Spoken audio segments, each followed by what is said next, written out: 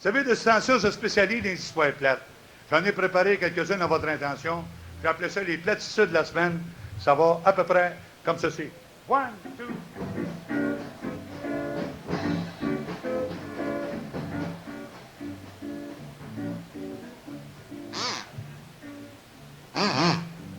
Je suis obligé de faire ça pour gagner ma vie. Trop nerveux pour voler.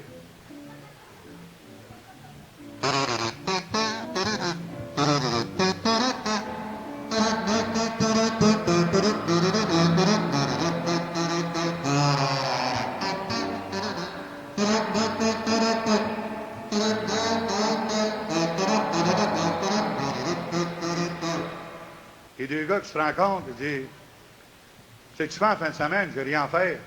Si tu n'as rien fait, ils disent, amène ta maison, on va aller glisser à Saint-Jean-Vianney.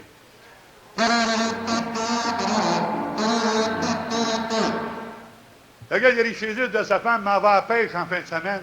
Elle dit, je le sais, t'as trouvé, t'as appelé après-midi.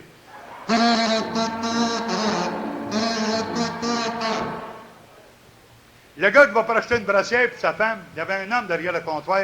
Il dit, quelle grandeur la brassière? Le gars dit 24A. Non, il dit 24, c'est un peu trop petit, on n'a pas ça. Mais on a de longueur pour les boutons.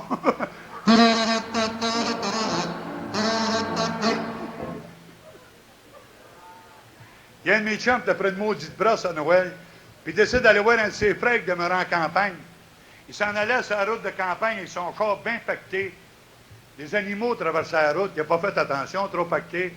Il est rentré dans le paquet d'animaux, il a tué 3 cochons. Il a trouvé ça drôle, il s'est fait arrêter par 2 bœufs.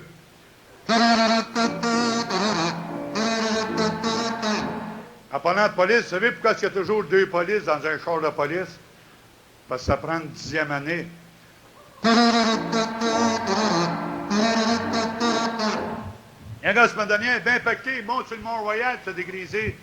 Il arrive face à face avec une police à cheval sur le Mont-Royal. Le gars t'a pacté bien raide, regarde la police. Et tu promènes ton chien? La police, c'est pas un chien, c'est un cheval. Le gars, c'est pas toi que je parle, c'est au cheval. 3 gars se rencontrent l'été dernier sur la place des Nations, un Russe, un Allemand et un petit Canadien français de Montréal. Le Russe dit en Russie, nous autres, notre science est tellement avancée qu'il y a environ 15 jours, une de nos polices russes a eu un gros accident de machine. La police a perdu la tête. On lui a recousu une autre tête. 2 jours après, la police travaillait. L'Allemand dit, nous autres aussi, notre science est avancée en Allemagne. Il y a environ 15 jours. 15 jours.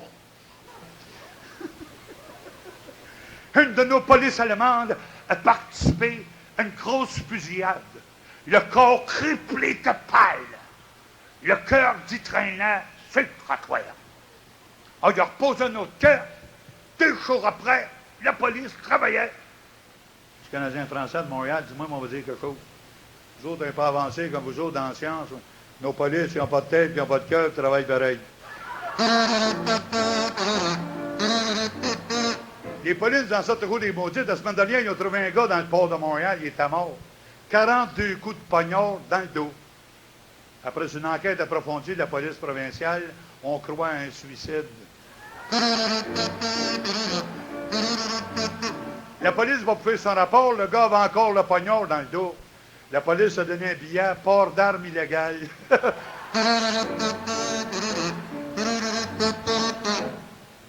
Il y a un gars de j'ai un gros handicap, je ne pogne pas bien avec les femmes. Je suis venu au monde avec une tache de vin dans la face. Je le regarde, ça paraît pas bien. Oh, c'est du vin blanc.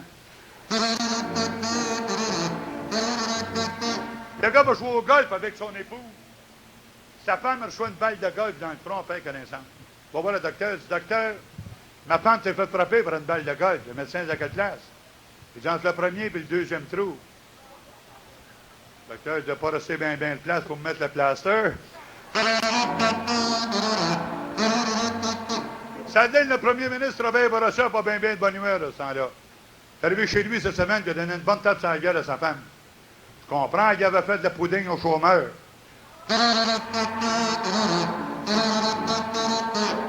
Ça date dernièrement, il y a eu une grosse indigestion. Il a mangé une tarte aux pommes, s'est étouffé avec un pépin.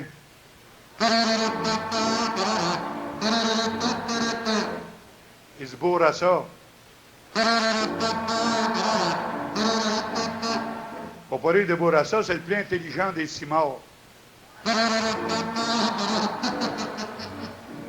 Il est bien malade, Bourassa. Prochainement, on veut l'entrer d'urgence à l'hôpital Notre-Dame à Montréal. On veut lui faire une greffe. On veut lui greffer à la poche de Jean Lesage pour mieux fourrer la province. Puis il dit, mais qu'il sort de l'hôpital, il va acheter 100 000 poules. Ça a l'air qu'il va faire les routes de la province en neuf. De ce temps-ci, les libéraux veulent arrêter le film après-ski puis le film Péloufesse. Tu sais, le petit film de fesses. Qui se met donc de le maudit d'affaires. Puis le Pays des Marais, compris à part de ça. Le Pays des Marais, il se lève toujours contre n'importe quoi. Les fesses, il se lève contre ça. S'il avait essayé ça une fois dans sa vie, il ne se lèverait plus jamais. Hein, il se lève. Le Pays des Marais, il ne dit pas que le prix va en gagner le dimanche, puis le logeons tranquille. Si Daniel Ouimet va se montrer le cul, c'est son problème. Jean Coutu veut se promener à Carteau-Chalet 7 fois par jour, c'est ses affaires. Puis lui-même, Bourassa, ne devrait pas parler contre le sexe, parce qu'il a fait sa dernière campagne électorale sur le sexe. Vous vous rappelez de ça? Il promettait à tout le monde 100 000 nouvelles positions.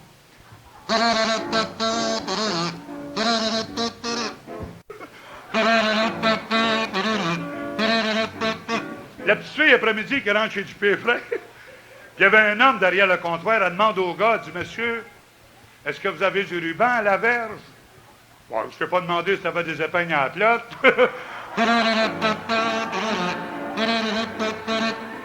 C'est un vieux garçon qui s'ennuie.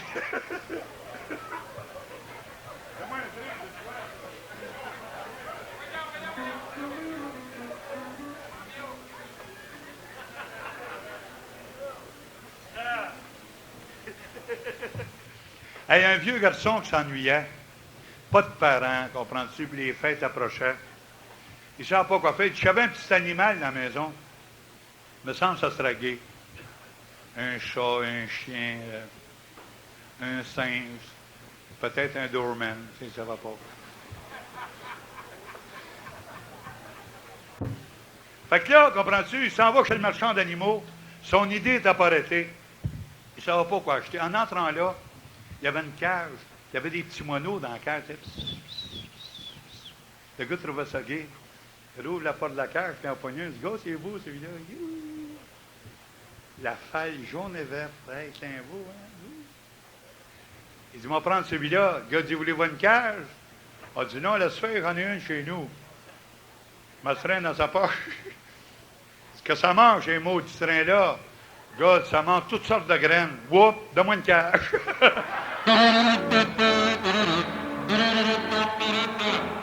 Le petit gars qui était assis sur le bord du trottoir et il pleurait. Un vieux curé qui passe par là. Quand tu pleures, mon petit garçon? Le petit gars dit, il dit, je pleure, monsieur le curé, parce que je suis plus capable de faire remonter mon yo-yo. Le curé s'est assis, il s'est mis à pleurer, lui aussi.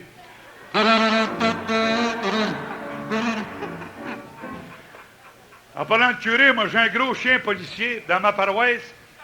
Mon chien court toujours après le curé. Ça sert d'os. Vous savez, l'été dernier, une journée qui faisait tellement chaud, 97 degrés de chaleur au mois d'août, 100% d'humidité. Tout le monde se promenait en manche de chemise, tout le monde avait chaud, une chaleur écrasante. Malgré la chaleur, je rencontre un petit vieux devant le café Saint-Jacques. Le bonhomme, lui, le gros casque avec des oreilles, puis le gros capot de chat.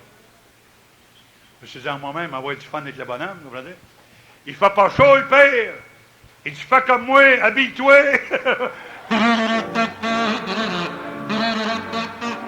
Petit gars qui se réveille un bon matin, il dit, maman, comment t'appelles ça? Un chat qui a une grosse queue. Elle dit, c'est un chat angora. C'est bien maudit, je me suis réveillé angora matin.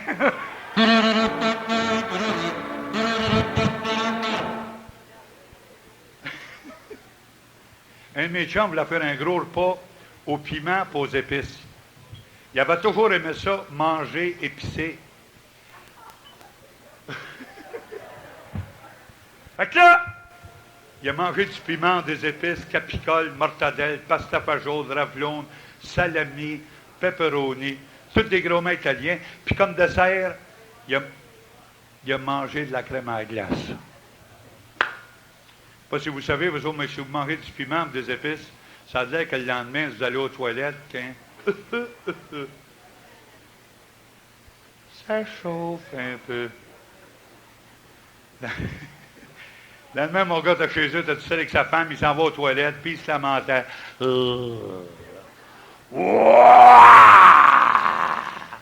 Maudit caca! La femme a dit, qu'est-ce qu'il y a, Pierrot, es-tu malade? Je suis pas malade, mais j'ai hâte, la crème à glace arrive.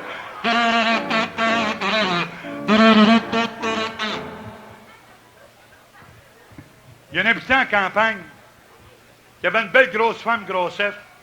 Puis le bonhomme était pas mal macro. Puis cette journée-là, il filait pour ça. Hey, il arrive chez eux, les enfants. Tu vas te faire gros, tu vas te faire brosser le cul tout à l'heure, ouais. Là, il rentre en dedans, comprends-tu, puis il pogne les seins de la bonne femme. Ouah! Grosse malpropre. C'était capable de donner du lait, j'aurais pas besoin de mes vaches. Mes 2 mains dans la culotte de baseball, la bonne femme.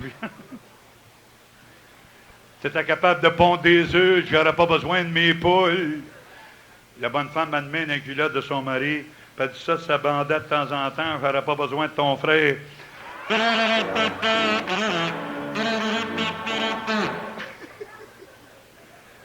La dernière, puis après ça, je commence mon spectacle.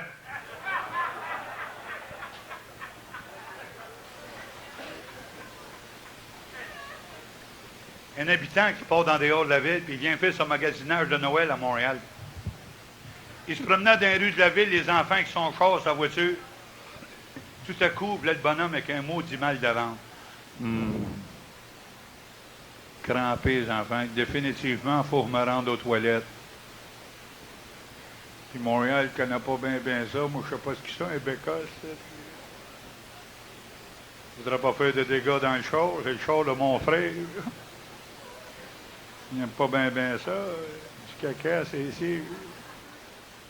Il s'est rappelé à un moment donné qu'il y avait des toilettes payantes à Gare Windsor. Il dirige sa voiture sur le terrain de stationnement de la Gare Windsor, puis il prépare son 10 cents. Il sort du char, le bonhomme encore crampé. Et il ne voulait pas faire de dégâts à la semaine de Noël. Il rentre dans la gare, puis il arrive devant la toilette, puis il vient pour mettre son 10 cents dans le trou. C'était marqué 25 sous seulement. Oh. C'est bien écœurant, jusqu'à la marde qui remonte. Mais quand il faut y aller, il fouille dans sa poche, sort 30 sous, met ça dans le trou, rouvre la porte, rentre en dedans, s'assoit. Mais là, il a compris pourquoi il cherchait 30 sous. Sur le mur opposé, en face de lui, il y avait un grand portrait, grandeur nature, d'une actrice dans le genre de Raquel Welch. Elle était toute nue. Le bonhomme regardait ça. Sur les lèvres, avait un papier, c'est marqué « Ses lèvres sont faites pour être embrassées. » Le bonhomme... Oh. Il regarde un petit peu plus bas sur les seins. C'était marqué beaucoup plus petit. « Ses seins sont faits pour être caressés. » Ça sera pas long, ça sera pas long. Là. Puis ça donne à regarder plus bas. Sa pantoufle. T'avais un petit quelque chose de marqué, mais c'était marqué tellement petit qu'il ne comprenait pas. Fait que là, il s'est levé debout pour voir ce qui était marqué. C'était curieux. C'était marqué « Soit le cave d'approcher à terre. »